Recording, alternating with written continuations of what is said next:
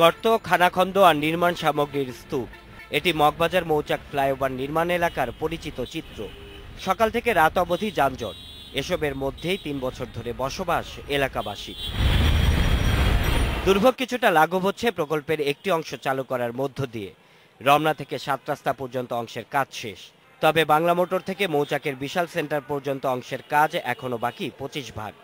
দেরিতে শুরু হওয়া রামপুরা থেকে রাজারবাগ অংশের কাজ শেষ হয়েছে অর্ধেকেরও কম। মৌচাক মোড় পর্যন্ত গেতে ৬ থেকে ৭ মাস সময় লাগতে পারে। এত সময় লাগবে মানে এই কাজগুলো সব মেশিনের উপরে নির্ভর করা হচ্ছে অনেকটাই। পুরো প্রকল্পে নকশা করা হয়েছে লেফট হ্যান্ড ড্রাইভ বা বাম হাতে চালিত গাড়ির কথা মাথায় রেখে, কিন্তু ফ্লাইওভারে চলাচল করবে ডান হাতে চালিত গাড়ি। নামার র্যাম্পের তুলনায় ওঠার র্যাম্পের ঢালের উচ্চতা তুলনামূলকভাবে বেশি। এতে বেশি শক্তি খরচ করে ফ্লাইওভারে উঠতে হবে প্রতিটি গাড়ি। প্রকল্পের নকশায় যে ত্রুটি ছিল বুয়েটের পরামর্শে তার সংশোধন এনে সেই অনুযায়ী নির্মাণ হচ্ছে পুরো প্রকল্পটি। তবে তা যানজট নিরসনে কতটুকু ভূমিকা রাখবে তা নিয়ে সংশয় রয়ে গেছে বিশেষজ্ঞদের।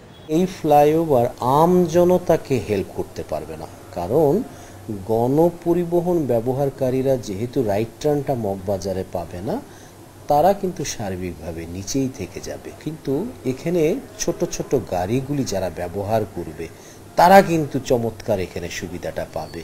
প্রায় ৯ কিলোমিটার দীর্ঘ এই ফ্লাইওভারের নির্মাণ ব্যয় ধরা হয়েছিল ৭৭২ কোটি ৭০ লাখ টাকা। তবে সময় মতো শেষ না হয় এরই মধ্যে ব্যয় বেড়েছে ১.৫ গুণ। Shaon Hasnat, independent news, Dhaka.